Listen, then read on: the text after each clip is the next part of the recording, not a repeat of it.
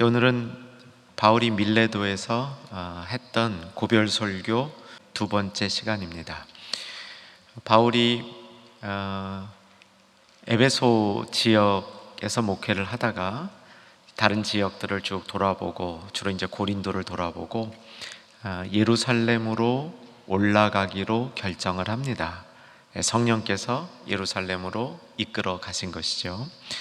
예루살렘으로 올라가는 길에 에베소에 들르지를 않고 에베소보다 어느 쪽으로?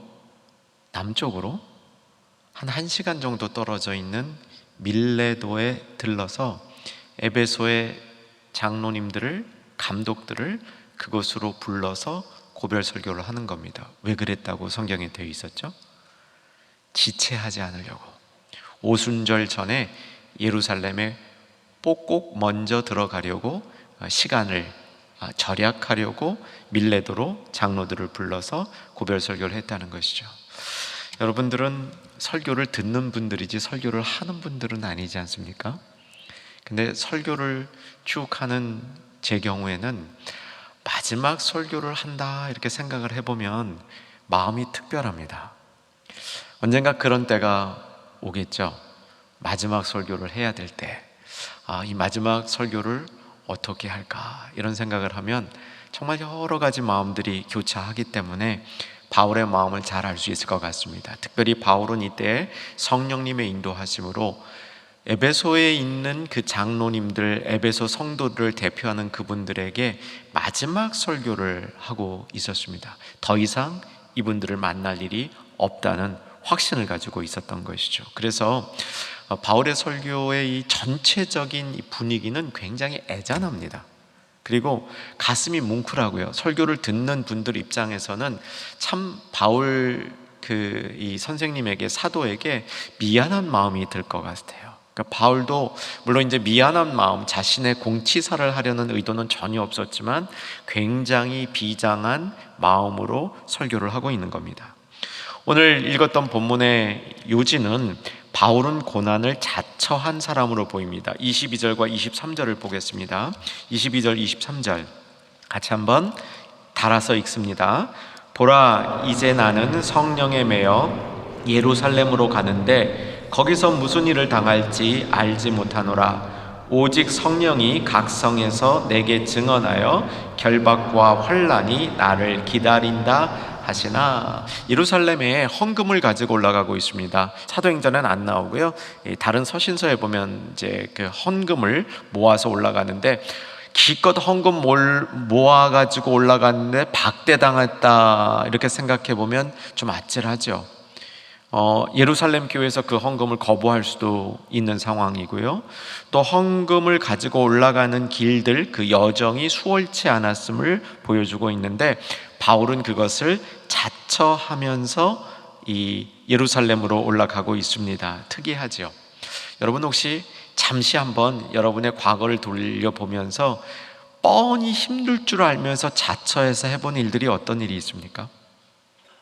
정말 이 일을 하면 나한테 남는 거 하나도 없을 거 뻔히 아는데도 그 일을 자처해서 해본 일들이 몇 개나 기억에 남습니까? 별로 잘 기억에 없을 수도 있겠습니다. 그게 우리들이죠. 우리들은 힘든 일 피해가는 게, 그리고 보상 있는 일들만 찾아 하는 게 우리들의 일반적인 습관인데 바울은 그렇지 않았습니다. 바울은 필요한 일이라면 뻔히 고난을 받을 줄 알면서 그 길을 가는 것, 이것이 바울의 모습이었습니다. 저는 이 모습을 이렇게 보면서 바울이 마지막에 이 디모데 후서에 보면 로마로 자원해서 들어가서 거기서 붙들려서 결국 처형당합니다. 이 부분을 아주 오랫동안 나름 연구를 해왔는데 몇 년 전에 그 연구하던 게 딱 풀린 적이 있었습니다. 바울이 왜 로마로 마지막에 자원해서 들어갔을까? 그 전까지는 저는 바울이 로마로 들어간 이유가 로마에 박해가 생기면서 그 박해를 받고 있던 사람들, 그분들에 대한 동지의식을 느끼면서 저들을 돌보려고 들어갔다, 이렇게 거기까지만 생각을 했었는데 몇 년 전에 정말 제 마음속에 딱 깨달아졌던 게 뭐냐면 그때 그 시간이 베드로가 순교한 거하고 얼추 맞아요. 베드로가 순교했다는 이야기를 듣고 바울은 로마로 들어가면 뻔히 잡혀 죽을 줄 알면서 들어갔다. 저는 이런 해석이 제 마음속에서 완전히 풀렸습니다. 저는 굉장히 자신 있습니다. 주님 앞에 가서 확인하면 제 생각이 맞을 것 같습니다. 여러분, 이 자신감을 못 느끼시겠습니까? 바울은 그런 사람이었습니다. 왜냐하면 이 예루살렘으로 올라갈 때부터 자신에게 당할 고초를 분명히 예견하면서 그 길을 걸어가는 사람이었다는 것이죠. 그런데 여러분, 이것을 나하고 먼 일로만 생각하지 말아보시길 바랍니다. 오늘 이것이 나의 삶 속에서도 실현되고 실천될 수 있는 이것이 축복이라는 사실을 조금 더 깨닫고, 우리 중에 정말 우리의 삶이 이런 모습으로 주님 앞에 드려질 수 있는, 그것까지 주님을 위해서 드려질 수 있는 그런 복된 성도 나타나기를 주 안에서 소망해 봅니다. 무슨 얘기냐면요, 예루살렘으로 바울이 올라가기 전까지 바울은 대부분 쫓기는 자였습니다. 교회 개척해 놓고 복음 전하고 성도들 생긴 다음에 핍박이 있으면 어쩔 수 없이 도망가는 입장이었습니다. 그런데 예루살렘으로 바울이 올라가면서부터 도망가지 않습니다. 자기가 그 필요한 곳으로 먼저 이동하는 거죠. 나중에는 그래서 어떻게 됩니까? 로마까지도 자원해서 황제 앞에 상소해가지고, 우리 에베소서 지난주 말씀하면서 잠깐 다루었죠? 바울이 로마의 바울에게 상소하면서 들어가가지고 거기서 쓴 편지 중에 하나가 에베소서지 않습니까? 애골빌빌 기억나시죠? 바울이 자원해서 가는 겁니다. 여러분, 우리의 인생이 쫓기다 보면 끊임없이 쫓깁니다. 일에 쫓기고 나의 불필요한 것들에 쫓기면서 그저 쫓기고 궁지에 몰리고 하나님 살려주세요, 하나님 어떻게 해주세요. 그러다 하나님이 살려주시고 하나님이 도와주시면 또 감사하다가 조금 있으면 또 잊어버리고, 그게 우리들의 모습이죠. 사실 성경의 모습입니다. 이스라엘 백성들이 구약에 출애굽하면서 이후에 쭉 보게 되면 다 그런 모습이에요, 이스라엘 백성들이. 그런데 바울의 이 성숙한 모습을 보니까 쫓기는 자가 아니라 찾아가는 자가 됐습니다. 사랑하는 여러분, 이 바울의 모습이 오늘 저와 여러분의 삶에 어둡고 힘든 부분을 밝히는 말씀의 등불이 될 수 있기를 주 안에서 소망합니다. 자, 올라가는 발걸음을 뭐라고 얘기하냐면 24절이 요약하고 있습니다. 24절 오늘의 중심절이 될 것 같습니다. 24절 집중해서 읽으십시다. 시작. 내가 달려갈 길과 주 예수께 받은 사명 곧 하나님의 은혜의 복음을 증언하는 일을 마치려 하면은 나의 생명조차 조금도 귀한 것으로 여기지 아니하노라. 바울다운 이야기죠. 우리는 바울의 이런 이야기를 들으면서 감탄할 수밖에 없습니다. 달려갈 길이라고는 표현이 나옵니다. 달려갈 길, 그리고 주 예수께 받은 사명 곧 은혜의 복음을 증언하는 일, 이렇게 설명합니다. 달려갈 길, 한번 따라 하십시다. 달려갈 길. 한 번만 더 하십시다. 달려갈 길. 저는 저와 여러분의 이 삶이 달려갈 길이 되기를 소망합니다. 여러분, 가만히 서 있으면 안 됩니다. 성경에 서 있다는 말은 어떤 때 쓰이냐면요, 굳건하게 서 있을 때, 그러니까 적이 영적인 전투할 때, 세상이 나에게 공격할 때, 그때 내가 굳건히 서 있는 거, 요 편만 서 있다는 것이고요, 나머지는 주님을 향해서 걸어가고 살아가고 달려가야 합니다. 그래야 안 넘어지는 겁니다. 이 달려가는 길을 경주라는 말로 표현되겠어요. 이게 다름질이라는, 영어로 running이 아니고 경주, 레이스로 표현이 되어 있는, 그러니까 헬라어가 그런 의미라는 겁니다. 원어가 그런 의미라는 거예요. 여러분, 경주는 경쟁하고 다릅니다. 경쟁과 경주는 다릅니다.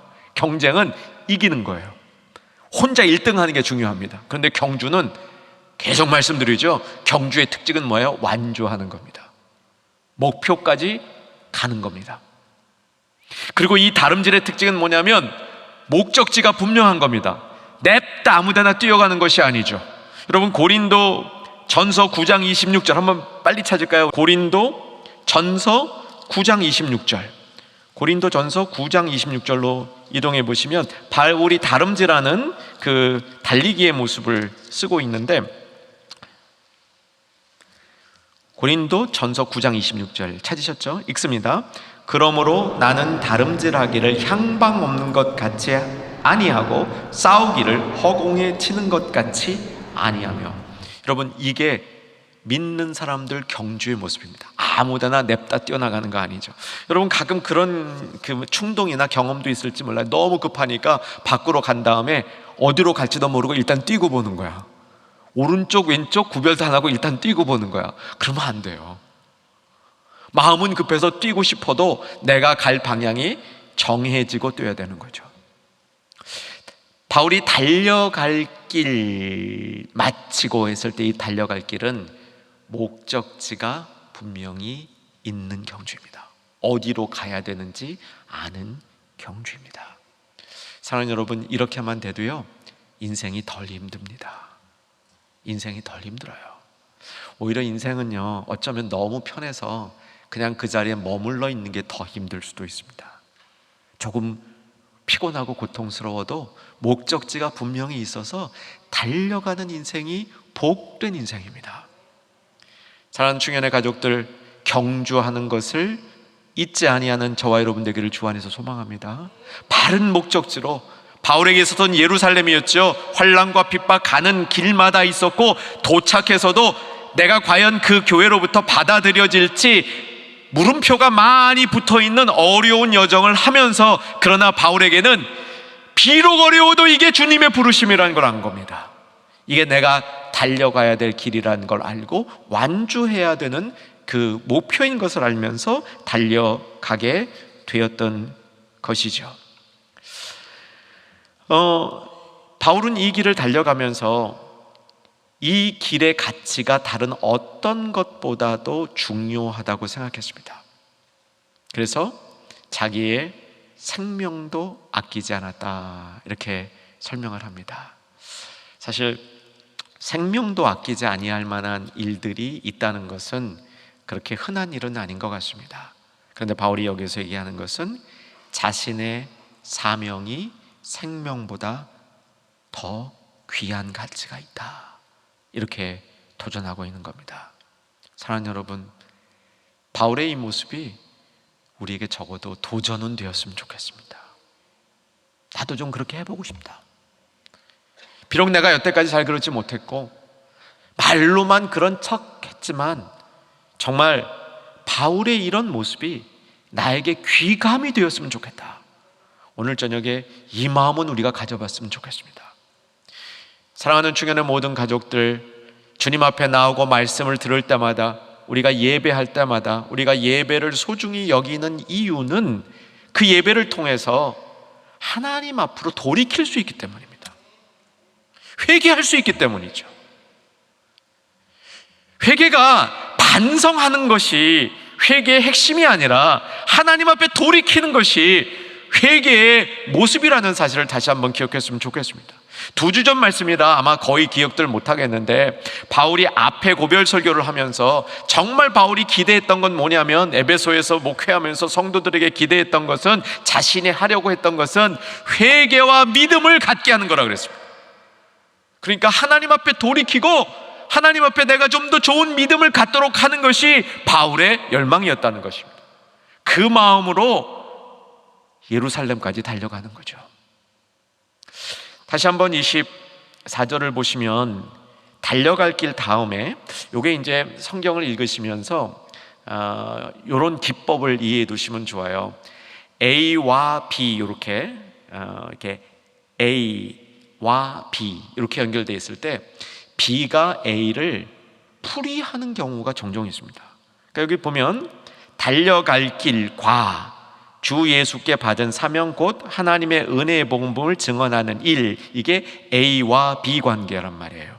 근데 B 본문에서는 주 예수께 받은 사명 곧 은혜의 복음을 증거하는 것, 이것이 달려갈 길이다, 이렇게 이해가 가능한 겁니다.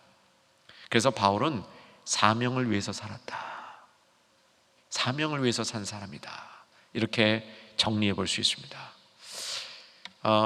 아마 충영교회 강단을 통해서 사명의 중요성이 참 자주 강조되고 있는 성경의 주제라고 믿습니다. 여러분, 우리 인생에 사명이 있어야 됩니다. 사명이 있어야 돼요.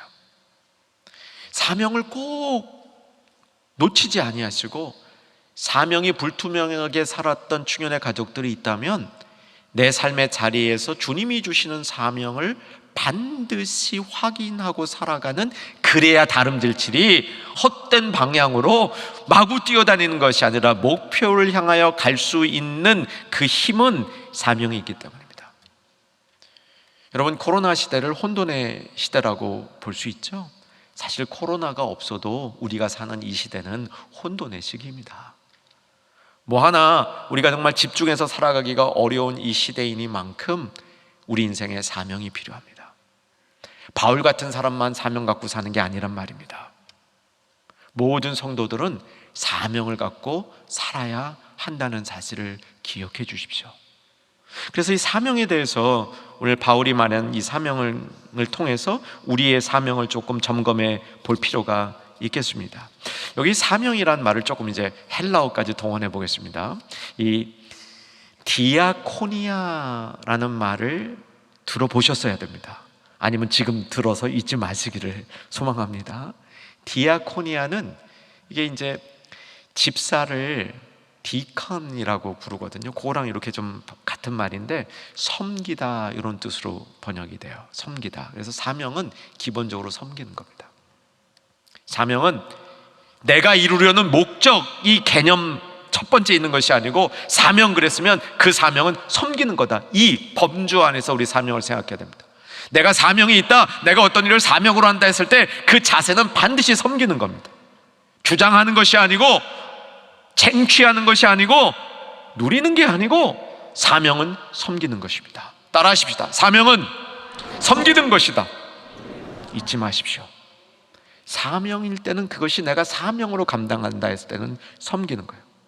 지난주 말씀에서 바울은 눈물과, 자신의 그 눈물과 이 마음을 다해서 섬겼다 그랬는데, 그때 섬김은 사실은 종으로 섬겼다는 말이에요. 이건 종으로 섬겼다는 말은 아닙니다. 사명으로 섬기는 모습입니다. 사랑하는 여러분, 사명으로 섬길 때 이 사명은 복음과 반드시 관련이 있습니다. 복음과 관련이 없는 건 사명이 아닙니다. 복음과 관련 있는 게 사명이에요. 그러면 그 뭐 주님의 일을 안 하고 세상의 일을 하는 데는 사명 아닙니다. 세상의 일 할 때도 사명이 있어요. 여러분이 만약에 학교 선생님이라면 사명이 있는 겁니다. 여러분이 간호사나 간호보조사로 일하신다면, 요양보호사로 일하신다면 그거 사명이 있는 거예요. 그런데 그 사명은 복음을 섬기기 위한 마음으로 그 일을 감당할 때 사명이 될 수 있는 겁니다. 그냥 이것이 내 체질에 꼭 맞는 것이다, 다른 사람들이 나를 필요로 하는 그 자리에 내가 있다, 그래서 내가 그 일에 절대적으로 필요한 사람이다, 이럴 때만 사명이 아닌 겁니다. 나에게 맡겨진 이 일을 복음과 관련 있는 일로 내가 여기고, 복음을 위하여 그 일을 하는 자세로 일할 때, 그때 사명이라는 것이 드러난다, 그렇게 볼 수 있는 것이요. 사명은 또 받는 겁니다. 내가 스스로 정하는 게 아닙니다. 내가 이 사명을 스스로 정해서 이게 내 사명이다 라고 선포하는 게 아니고, 사명은 받았기 때문에 받은 것이 검증되어서 이것을 내가 알릴 수 있는 것이죠. 사랑하는 충현의 모든 가족들, 오늘 말씀을 듣는 하나님의 모든 백성들은 다시 한번 사명의 소중함을 기억하시고, 내 삶이 깊어져서 내 인생의 남은 연수가 많지 않고, 내 몸에 힘이 많이 떨어져서 내가 전과 같이 그렇게 열심히 활동할 수 없는 상황이라 할지라도 사명은 더 분명해지는 축복받으시기를 주 안에서 소망합니다. 여러분, 오늘 본문에서 은유적으로 보시면요, 예루살렘에 올라가는 일이 힘든 길이었어요. 고통스러운 길이었습니다. 바꿔보면 나이가 들수록, 몸이 약해질수록 사명 감당하는 게 쉽지 않아진단 말이에요. 그러나 바울처럼 그 일을 내가 끝까지 감당해 보겠다, 내가 있는 힘 다하는 데까지 그 일을 감당해 보겠다, 이런 마음으로 살아가는 충현의 백성들, 하나님의 사람들이 되어야 될 줄로 압니다. 다시 한번 내가 있는 자리에, 내가 하는 일 가운데 복음을 위하여 어떻게 섬길 것인가, 그렇게 감당할 수 있는 일이 무엇인지를 확인하고 그 일에 다시 한번 우리의 삶이 드려지는 우리 모두 되기를 주 안에서 소망합니다. 자, 이제 여기 복음에 대한 얘기를 하면서 이제 그 은혜의 복음이라는 말이 나옵니다. 24절 은혜의 복음. 이제 복음 그럴 때 여러 가지 이제 수식어가 붙은 적이 있었죠. 영광의 복음, 뭘 붙여도 사실 다 돼요. 복음에는 앞에 좋은 말씀들을 다 붙일 수 있는데 여기서는 은혜의 복음이라 이렇게 얘기를 합니다. 사도행전의 문맥을 놓고 보면 이 은혜의 복음이라는 말은 이제 사실은 자주 안 나와요. 두 군데 딱 나옵니다. 어디서 나오냐면 베드로가 고넬료를 만났을 때 그때 베드로가 선포했던 복음을 스스로 베드로가 나중에 깨달아 보니까 이게 은혜의 복음이었다, 이렇게 설명하는 장면이 나와요. 이 사도행전 10장에서 나오는데 그 10장에 있었던 일을 15장 예루살렘 공의회에서 설명할 때 15장 4절 11절 보면 그 말씀이 나옵니다. 뭐 관심 있는 분들은 적어놨다가 나중에 확인해 보세요. 은혜의 복음의 특징이 뭐냐면 이방인들에게도 전해진 복음입니다. 그러니까 내가 은혜스러운 복음, 이게 아니고 은혜의 복음은 이방인들도 살리는 복음입니다. 복음이 가장 가기 어려운 곳까지 침투해 들어가는 복음을 은혜의 복음이라고 설명하는 겁니다. 여러분, 우리 삶에서 은혜의 복음을 경험할 수 있기를 오늘 한번 소망해 보십시다. 내가 선교로 쓰임받아서, 전도로 쓰임받아서 정말 복음이 안 들어갈 곳 같은 곳에 복음이 들어가는 일에 쓰임받는 그때 이것이 은혜의 복음이라는 말로 표현되어진다는 사실입니다. 이제 바울은 은혜의 복음을 들고 예루살렘까지 전진해 나가고 있었습니다. 자, 그런 바울의 모습 이제 계속해서 25절부터 27절까지 단락이 되는데, 다시 한번 바울이 밀레도에서 에베소 교회 장로들에게 자기가 했던 사역을 정리하고 있습니다. 25절로 27절까지 말씀 같이 읽겠습니다. 보라, 내가 여러분 중에 왕래하며 하나님의 나라를 전파하였으나 이제는 여러분이 다 내 얼굴을 다시 보지 못할 줄 아노라. 그러므로 오늘 여러분에게 증언하거니와 모든 사람의 피에 대하여 내가 깨끗하니 이는 내가 거리끼지 않고 하나님의 뜻을 다 여러분에게 전하였습니다. 2주 전에 바울이 그런 말을 했죠. 내가 여러분에게 유익한 건 뭐든지 했다라고 얘기합니다. 거리낌 없이 얘기했다고 얘기했죠. 그 거리낌 없다는 말이 오그라들이지 않았다, 아마 기억나실 거예요. 어떤 경우에도 내가 위축되지 않고 여러분에게 유익한 것이라면 다 전했다. 마치 엄마가 자식에게 유익한 거라면 뭐라도 해는 그런 어미의 심정으로 바울이 유익한 것은 다 공급해주는 그런 삶을 살았다, 이렇게 얘기했죠. 자, 근데 바울이 25절에서 27절 에베소 장로님들에게 또 한 번 강조하는 게 하나님 나라입니다. 하나님 나라. 사랑하는 충현의 가족들, 하나님 나라의 시각이 우리에게 잘 자리 잡기를 소망해 봅니다. 여러분, 하나님 나라로 접근하면요, 신앙의 폭이 커집니다. 복음을 하나님 나라랑 연결하면요, 우리의 이 신앙이 굉장히 넓은 부분을 포용할 수 있습니다. 제가 신학교를 졸업하고 이제 모든 학위 과정을 다 마친 다음에 저에게는 좀 특별한 일이 한 가지 있었습니다. 어떤 일이었냐면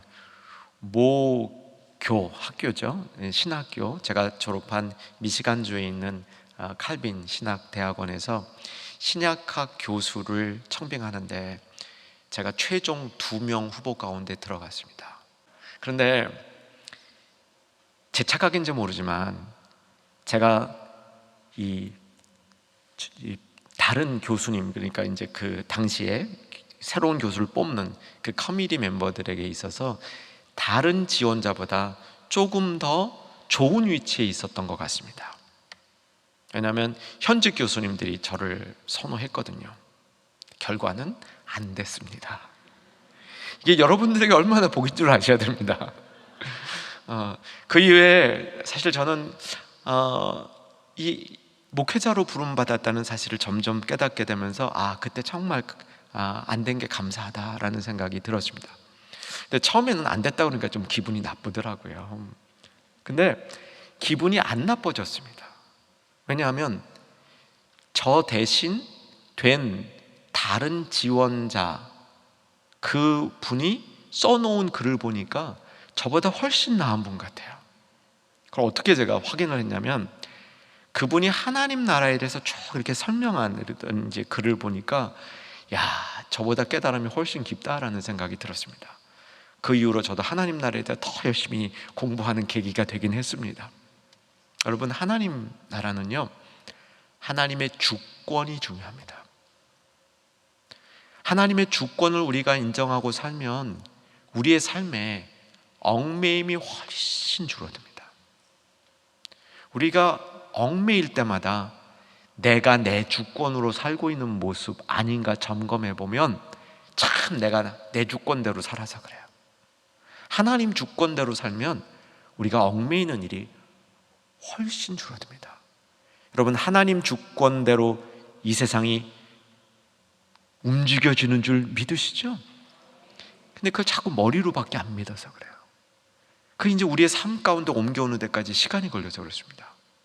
하나님이 통치하시고 하나님이 주권자이신데 모든 것을 하나님이 주권하셔서 그 섭리, 그 계획대로 선하신 때대로 합력하여 선을 이루는데, 우리는 자꾸 내 주권이 발동해지게 되면 내 주권이 발동하는 것만큼 우리 인생은 얽매이게 됩니다. 자, 사도 바울이 뭐라고 그랬습니까?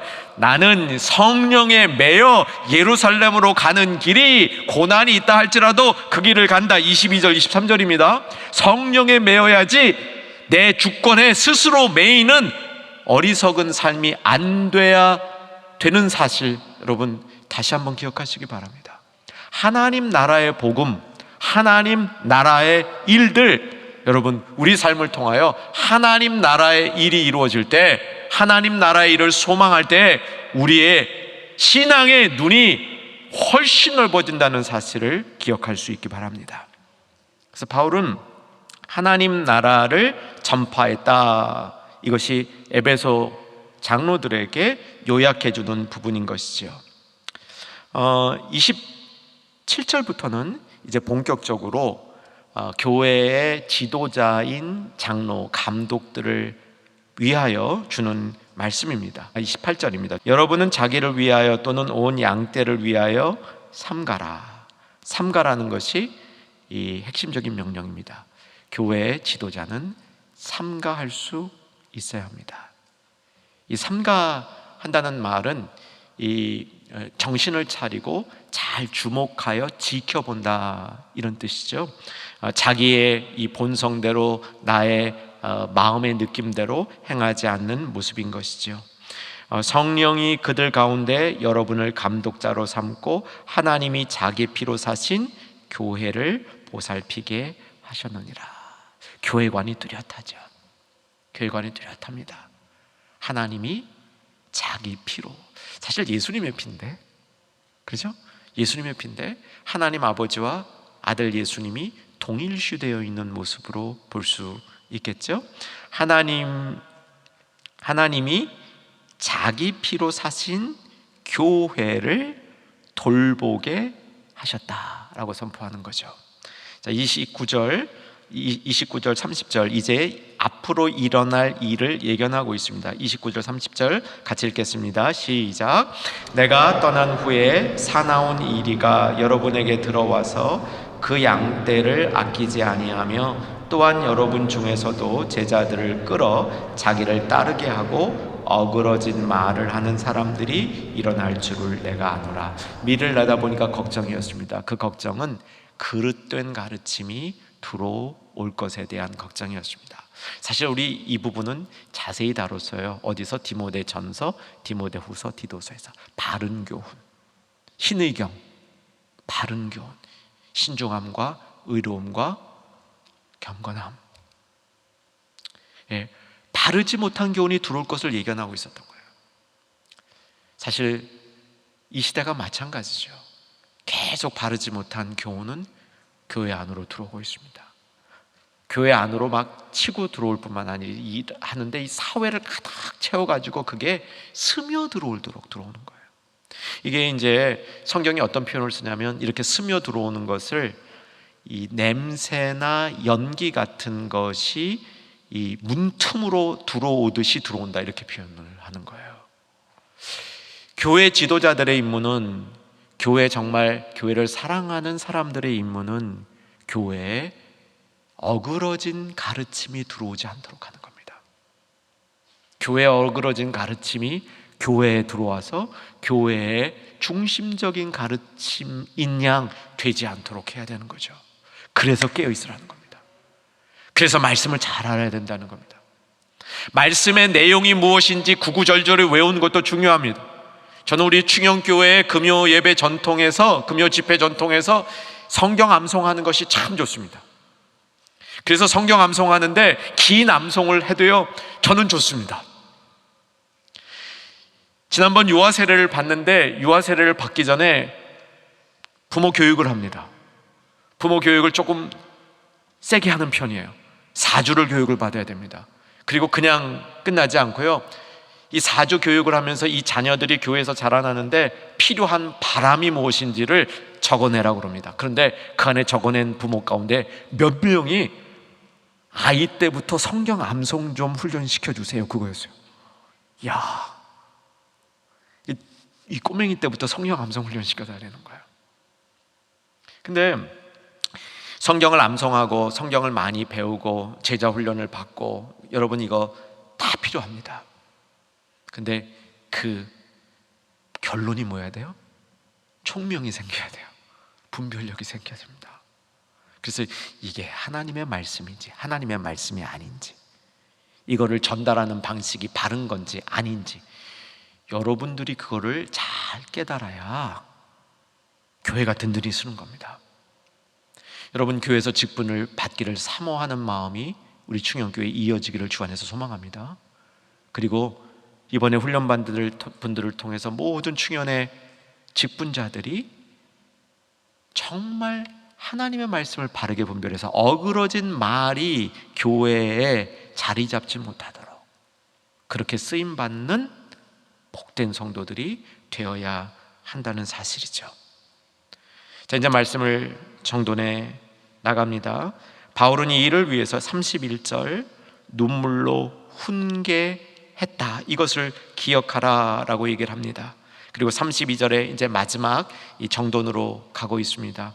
32절, 지금 내가 여러분을 주와 및 그의 은혜의 말씀에 부탁하노니 그 말씀이 여러분을 능히 든든히 세우사 거룩하게 하심을 입은 모든 자 가운데 무엇이 있게 하려고? 여러분이 기업이 뭔지 아세요? 기업이 뭔지 아마 잘 모르실 거예요. 들어는 많이 보셨는데 이 기업이 뭐냐 그러면 대충 떠오르는 나는데 이게 어려워 그러실 거예요. 안 그러세요? 자신 있는 분 한번 미소 지어 보시겠어요? 이거 주일날 해드릴게요.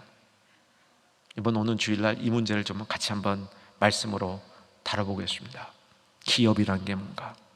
오늘 이번 주일날요, 성령께서 기업의 보증이 되셨다라는 말씀이 나와요. 에베소서에 중요한 말씀입니다. 그 말씀을 이번 주일날 다뤄보겠습니다. 어려우니까 기도해 주세요. 굉장히 좀 어려운 말씀이라 저도 잘 전할 수 있을지 이 어깨가 무겁습니다. 오늘 말씀 앞으로 돌아오면 31절에 바울이 했던 것을 기억하는 단어 중에 훈계라는 단어가 있습니다. 이 말씀으로 이제 오늘 정돈을 할 겁니다.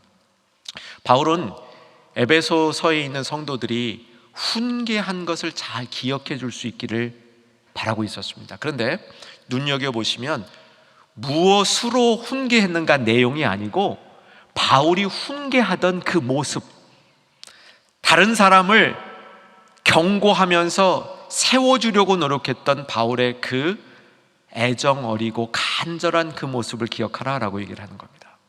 사랑하는 여러분, 저도 그랬던 것 같아요. 정말 제가 은혜를 많이 받았던 시절을 이렇게 돌이켜보면 그때 교회 가서 주일 예배를 드릴 때마다 은혜를 받았던 것 같아요. 너무 은혜를 많이 받았던 것 같아요. 그런데 돌아보면 무슨 말씀에 은혜를 받았는지는 잘 기억이 안 나. 그 말씀의 구체적인 내용은 기억이 안 나. 근데 뭐가 기억이 나냐면 은혜 받았어. 그게 기억이 나. 그 예배를 드리는데 옆에 사람들이랑 같이 정말 뜨겁게 드렸어. 목사님이 하신 말씀이 그때는 다 기억이 났는데 돌아서니까 기억은 안 나. 근데 그 말씀이 그냥 좋았어. 여러분, 이런 기억들이 우리에게 속에 자리 잡을 때 그게 힘인 겁니다. 여러분, 1년 전에 은혜 받은 거 그 내용 지금 아무리 머리 좋은 분도 거의 기억 못해요. 근데 내가 은혜 받았다는 사실은 기억나잖아요. 목사님이 열심히 설교했다는 건 기억나잖아요. 찬양대가 아주 진심으로 찬양했다는 기억나잖아요. 옆에 안내하는 분들 보니까 안내하는 분들이 참 성심으로 하는데 그게 은혜가 됐잖아요. 옆 사람이 어느 순간에 아멘 하는데 나도 아멘이 따라 나왔잖아요. 이런 것들이 기억이 되어지는 것이, 이것이 우리 신앙의 밑거름이 된다는 겁니다. 사랑하는 여러분, 바울이 이런 것을 훈계했다라고 얘기하는 거예요. 충영교회 많은 훈계가 있었으면 좋겠습니다. 근데 훈계하는 내용이 따다다다다, 이게 옳은 거야, 저게 옳은 거야, 그런 게 아니고 정말 잘 세워주려는 마음들이 오고 받았다는 거예요. 제가 여기 들어오기 전에 이 목사님들 보는 잡지를 이렇게 보는데 타이틀이 하나 딱 걸려 있는데 이런 타이틀이 걸려 있었어요. 사람들은 옳은 사람 말을 듣는 게 아니고 좋은 사람 말을 듣는데요. 그러니까 옳다고 막 시시비비 너무 따지는 사람 말을 잘 듣는 게 아니고 그 사람이 선한 사람 말을, 사람 자체가 선한 사람 말을 듣는다. 제가 이걸 들으면서 오늘 말씀하고 연결해 봤는데 그 선한 사람이 하는 말이 뭐라는 내용을 구체적으로 듣는다는 게 아니라 그 선한 사람이 말하고 있다는 이 사실이 기억되고 있는 거예요. 사랑하는 여러분, 이런 훈계가 충영교회에 많아졌으면 좋겠습니다. 내용으로가 아니라 선함으로 사람들을 돌보는 그 모습이 훈계가 되는 거죠. 그래서 교회가 세워지는 겁니다. 오늘 말씀을 들은 우리 모두가 복된 주님의 사역자로, 사명 가진 사람으로 세워줄 수 있기를 주 안에서 소망합니다.